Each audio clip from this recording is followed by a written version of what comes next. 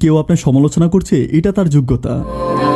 আর আপনি এসবে পাত্তা দিচ্ছেন না, এটাই আপনার ক্ষমতা। আপনি মনের কথা বলবেন, সবাই তাতে মজা নেবে। তার চেয়েও ভালো হাসি মুখ রাখুন আর চুপচাপ থাকুন। পৃথিবীতে বাঁচতে হলে অনেক সময় অনেক কিছু মানিয়ে নিতে হয়। কিছু মুহূর্ত আছে যখন নিজের অসীম ভালো লাগাগুলোকেও বিসর্জন দিতে হয়। ঠকতে ঠকতে বোকা মানুষটাও একটা দিন বুঝতে শিখে যায় কে তার ভালো চায় আর কে তাকে ব্যবহার করছে।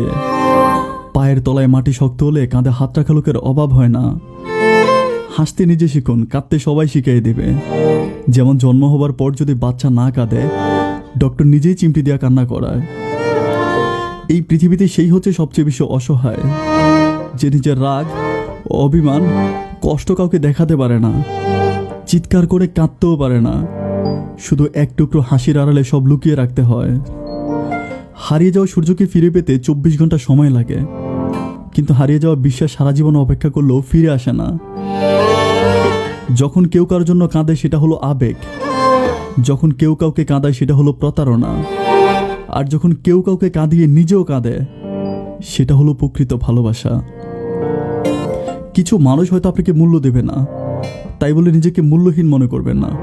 কারণ মানিকে মানিক চিনে আর গরু চিনে ঘাস। বিশ্বাস শব্দটা শুরু হয় বিষ দিয়ে আর শেষ হয় শ্বাস দিয়ে। সুতরাং বিষ খাওয়া যাবে না, আবার শ্বাসও বন্ধ করা যাবে না। তাই কাউকে বিশ্বাস করার আগে কথাগুলো একদম মনে রাখবেন। জন্ম নেওয়া হলো ভাগ্যের ব্যাপার, মৃত্যু হওয়া হচ্ছে সময়ের ব্যাপার। কিন্তু মৃত্যুর পর মানুষের অন্তরে বেঁচে থাকা সেটা হলো কর্মের ব্যাপার। জীবনে যদি খুশি থাকতে চান তাহলে এই 4টি কথা ছুঁড়ে ডাস্টবিনে ফেলে দেন। 1. লোকে কি বলবে। 2. আপনার দ্বারা সম্ভব না। 3. আপনার ইচ্ছে করছে না। আর 4 হচ্ছে আপনার ভাগ্যটাই খারাপ।